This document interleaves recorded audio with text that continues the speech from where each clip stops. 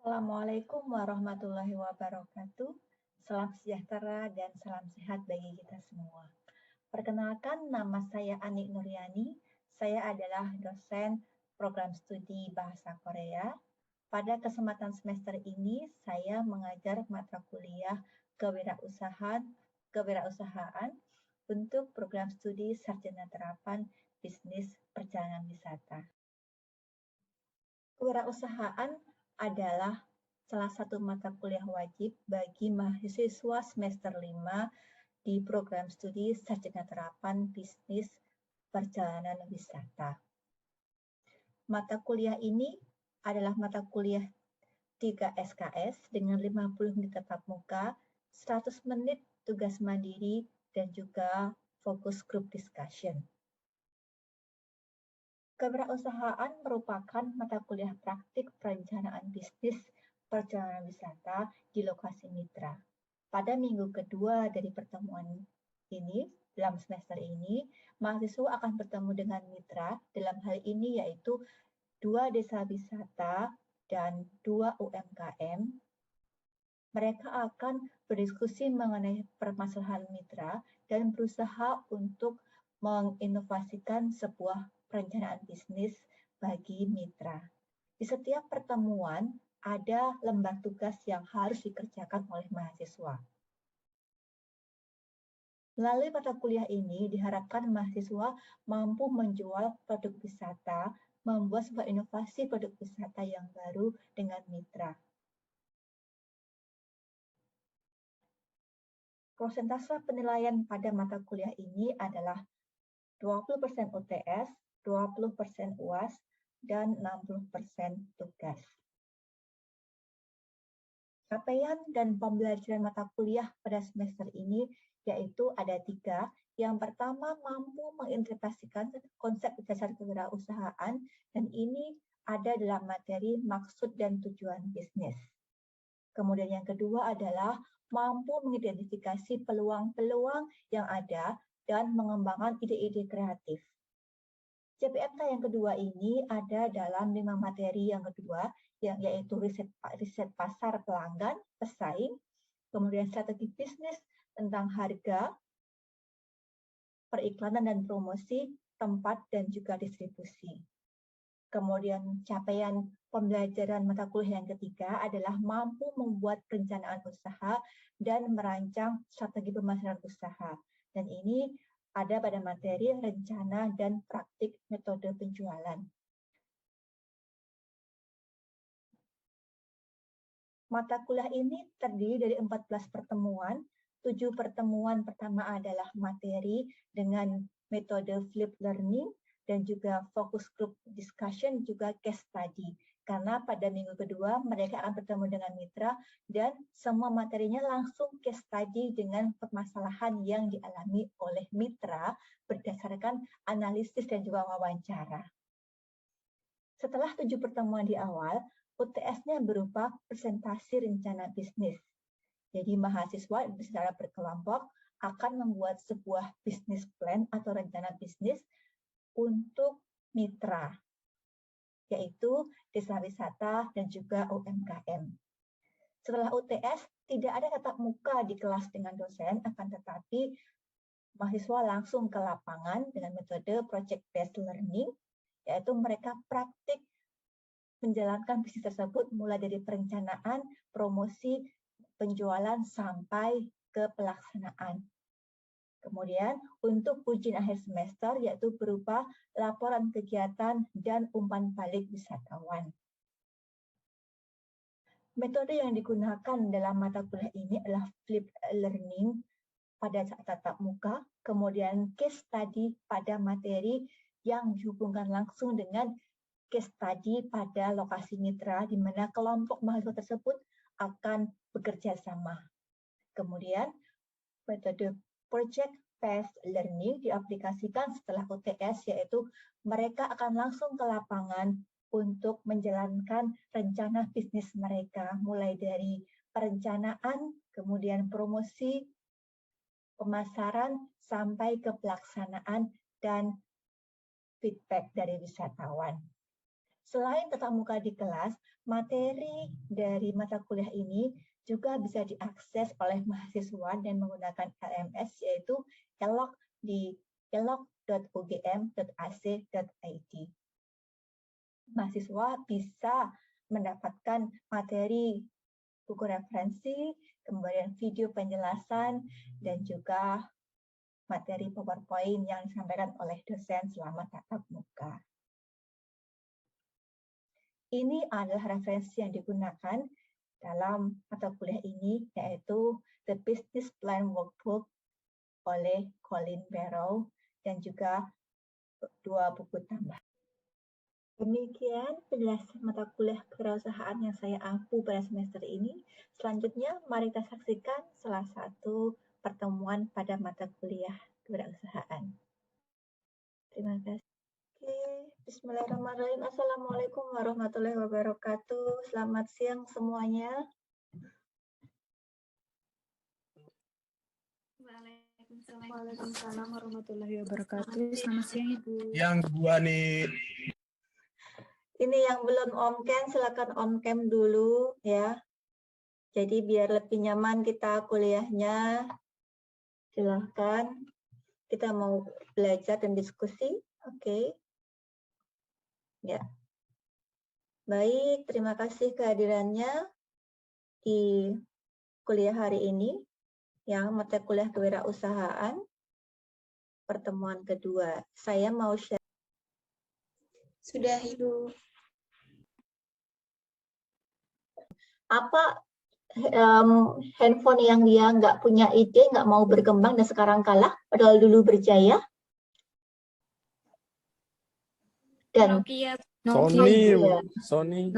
Nokia, Sony ya, Sony Ericsson padahal dulu sebagai inovator juga. Kok Nokia dulu kan connecting people dan dia semua HP-nya Nokia. Sekarang nggak ada ya. Oke, itu new idea. Bisa juga dia bukan new idea, tetapi something that is out of the box, ya. Sesuatu yang lain daripada yang lain. Oke, apa contohnya? Sesuatu yang lain daripada yang lain. Mungkin tipe yang sama, jadi misalkan restorannya dia spesial, uniknya apa, sehingga ketika orang tahu itu, dia akan menonjol. Oke, apa contohnya? Tidak harus restoran. Kira-kira apa?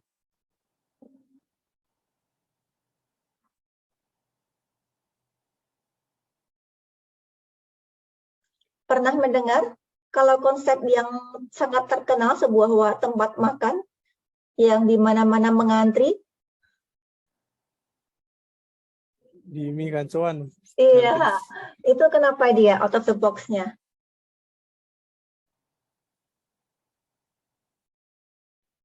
Karena masakannya enak-enak dan murah juga harganya.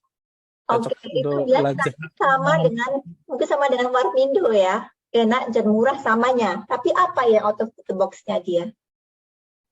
Nama-nama menunya unik mungkin, Bu. Oke, yang buat orang penasaran ya. Oke, ya itu out of the box, sesuatu yang mungkin menjadi sebuah hal yang unik keunikannya. Kemudian berikutnya adalah old things new concept. Jadi sesuatu yang sama, all things ya, tapi dengan konsep dengan cara yang berbeda. Jadi ada penyajian dengan cara yang berbeda, kemudian dengan cara pelayanan yang berbeda itu juga bisa. Misalnya kalau suatu hal yang sama tapi dia dikemas dengan cara yang berbeda.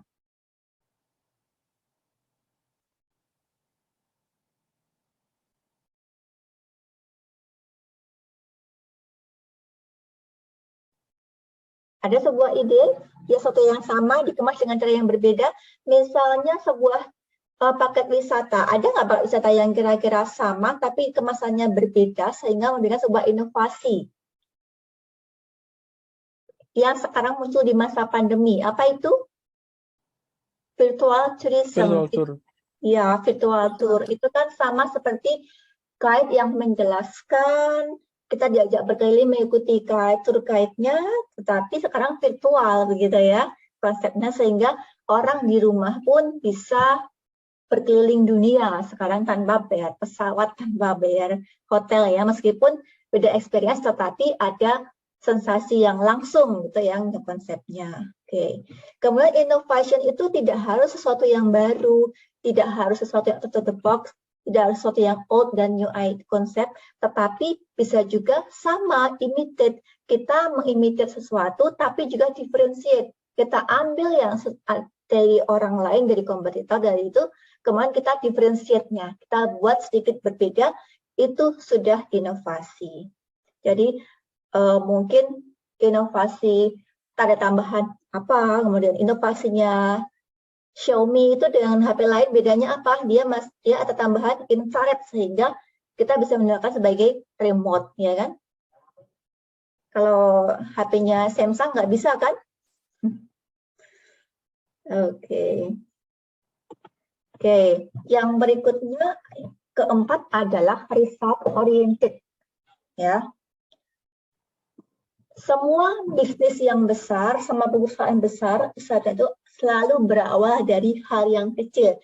Berawal dari usaha yang kecil ya. Jadi kalau kita punya target, kita sampai target itu terpenuhi, kita harus segera merapatkan ide-ide dan memunculkan target baru agar usaha kita semakin berkembang. Maka kita tidak boleh cepat puas ya. Never be satisfied, nggak pernah boleh puas. Kalau sudah target goal, misalkan kalian punya sebuah usaha, target kita harus ada omset sekian bulan ini. Terpenuhi, oke, cukup. Kemudian target lagi apa lagi? Next apa lagi? Gunanya apa?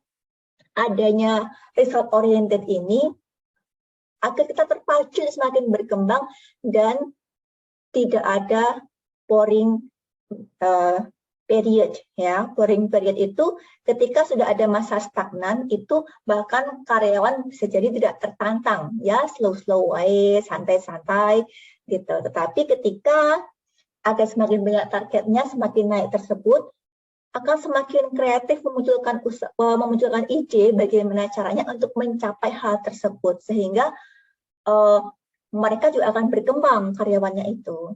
Dan usaha kita juga akan berkembang. Tapi kalau sudah mencapai sebuah goal dan tidak di-upgrade lagi goalnya, ya sudah, itu nggak akan berkembang.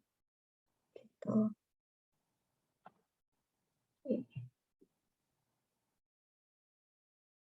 Jadi targetnya harus semakin naik gitu ya, terpenuhi. Next step-nya apa? Misalkan, oke, kalau misalkan terpenuhi sekian, UMR. Ketika penelitian sekian, nanti ada bonus sekian. Itu makanya fungsi bonusnya di situ ya.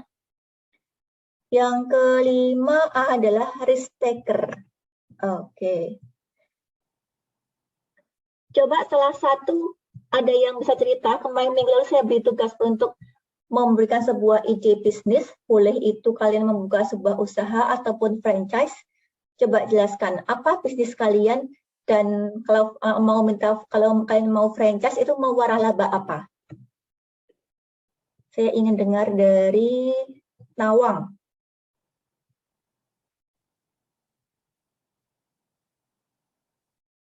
Halo Nawang.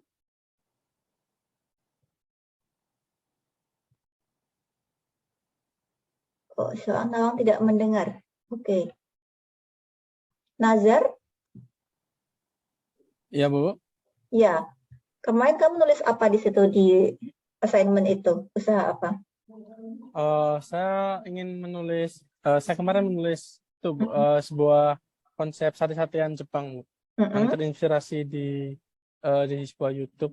Nah, itu kan di sini kita itu konsepnya kayak menjual sate-satean Jepang, tapi dengan...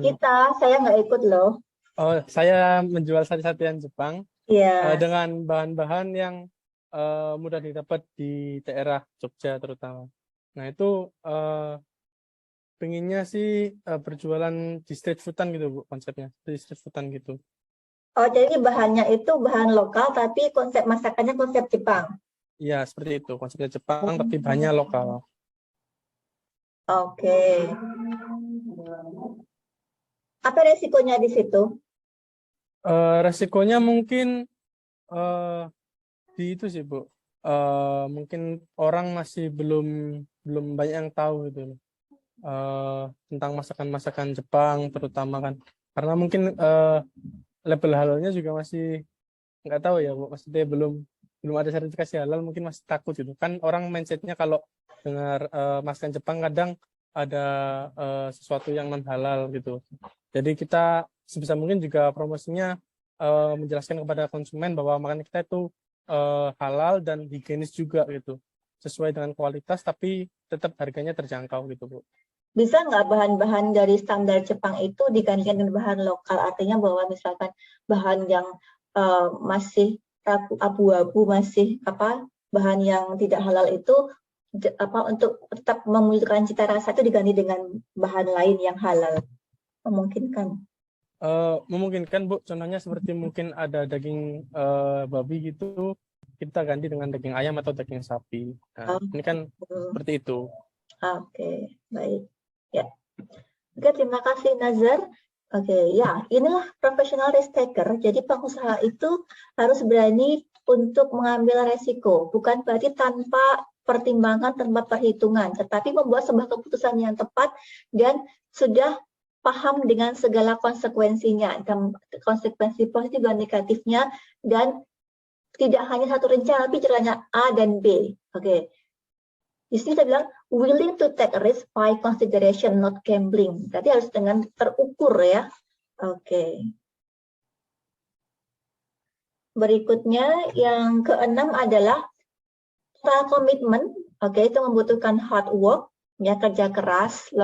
Sudah biasa sebuah pengusaha itu harus kerja keras dengan jam kerja yang lebih panjang daripada orang kantoran, kemudian bisa mempengaruhi sosialnya, kan harus fokus ke membangun awal bisnisnya, kemudian juga mungkin fokus ke bisnis, kemudian family time-nya agak sedikit terganggu, tapi itu di awalnya saja. Ketika dia sudah settle, punya karyawan bisa terkontrol, itu lebih tenang lagi, lebih stable lagi.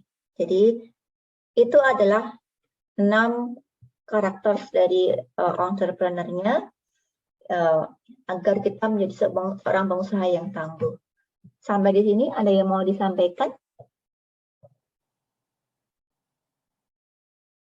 Dari saya belum Bu, sangat jelas. Ya, apakah ada pertanyaan? Ibu, saya izin bertanya. Ya, silakan Mutiara. Ya, Ibu, tadi Ibu sudah menjelaskan mengenai 6 karakter dari entrepreneur, ada self-confident, resilient, innovation, result-oriented, risk-taker, dan having total commitment. Nah, di antara 6 itu, bisakah jika kita ingin menjadi seorang pengusaha, apakah jika salah satu tidak terpenuhi, kemungkinan besar akan tidak berjalan sukses gitu usahanya, Ibu? Terima kasih. Oke, terima kasih Mutiara atas pertanyaannya. Ya, semuanya saling melengkapi ya. Jadi artinya bahwa dalam karakter seorang pengusaha itu 6 hal tersebut memang saling melengkapi dengan segala proporsionalnya. Kalau misalkan tidak ada, itu pasti ada. Semuanya pasti ada. Tetapi mungkin presentasenya yang berbeda. Misalkan risk taker-nya itu dia decision maker-nya dia itu lemah, kemudian dia tidak berani mengambil resiko juga lemah. Jadi dia akan kalah bersaing dengan pengusaha bisnis yang sama. Ya, misalkan dia tidak berani meluncurkan sebuah produk baru, kemudian dia tidak berani. Nah, ide ini tersebut bisa jadi ada juga di pengusaha yang lain, dan dia berani meluncurkan itu, maka dia yang akan sukses. Gitu. Jadi 6 ini memang harus ada, tetapi memang proporsinya yang berbeda-beda.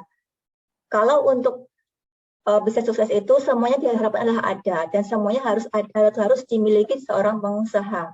Jadi memang dia harus pede dan tahan banting. Ya kalau misalkan dia pede, dia self confident, kemudian tapi dia tidak inovatif, ya dia akan kalah. Dia nggak tahan banting, ya dia akan kalah. Dia tidak akan result oriented, jadi sudah sampai goal tertentu, ya usahanya akan berkembang gitu-gitu aja. Sementara usaha yang sama milik tetangga, milik orang lain itu akan maju dan berkembang.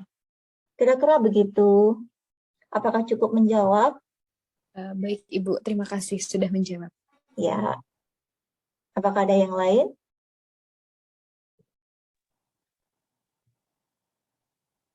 Oke. Kalau tidak ada, ini waktunya masih. Oh iya, silakan Jatuh. Oh, iya.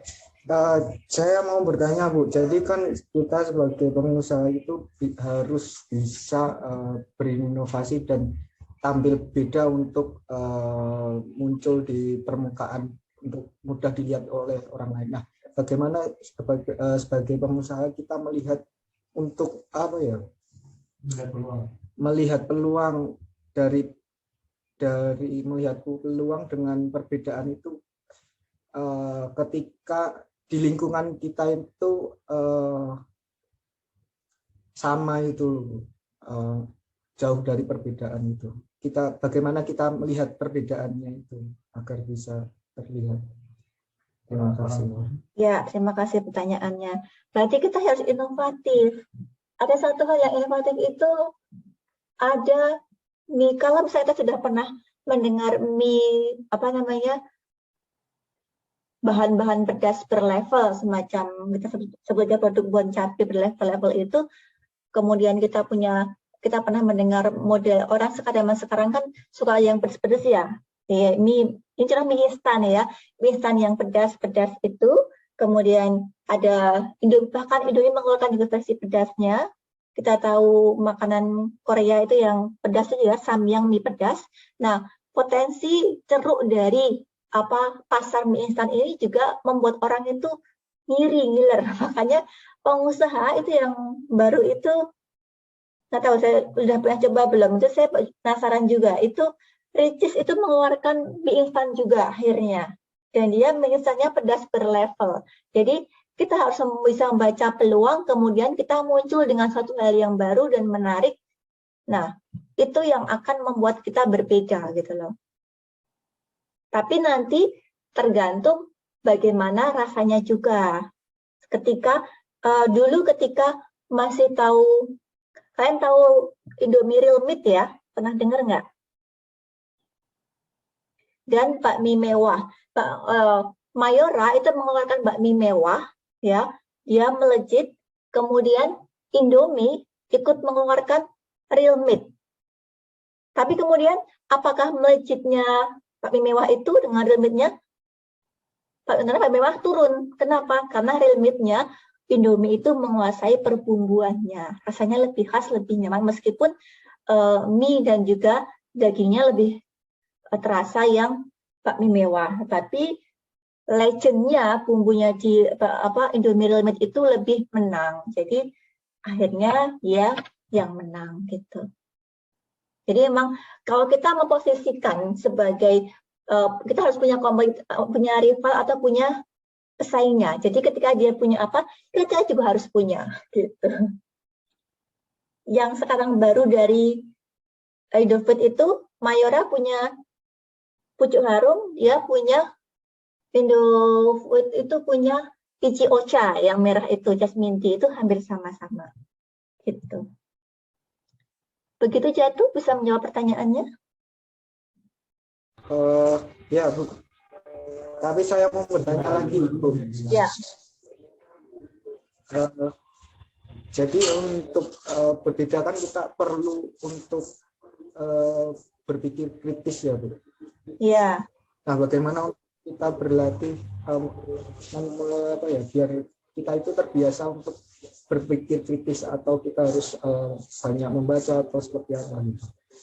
Melihat fenomena, membaca. Di sini saya melihat fenomena.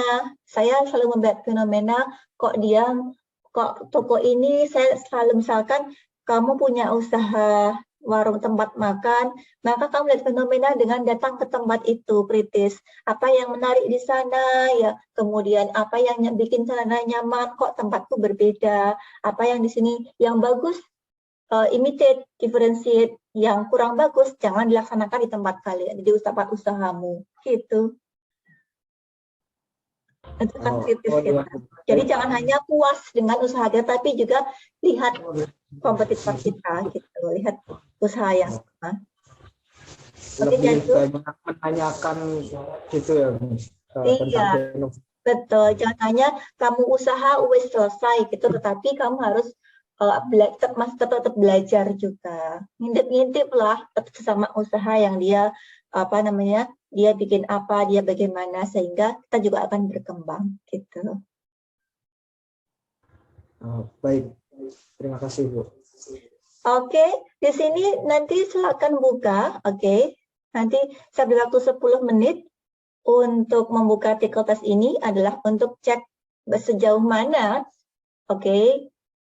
entrepreneur charactersmu, ya, resilience dan sebagainya, dilacak di sini. Setelah itu nanti kita diskusikan, kita bahas ya. Oh, berarti kamu akan tahu, oh kita kurangnya di mana gitu. Oke? Ya. Oke, kita jeda dulu 10 menit ya.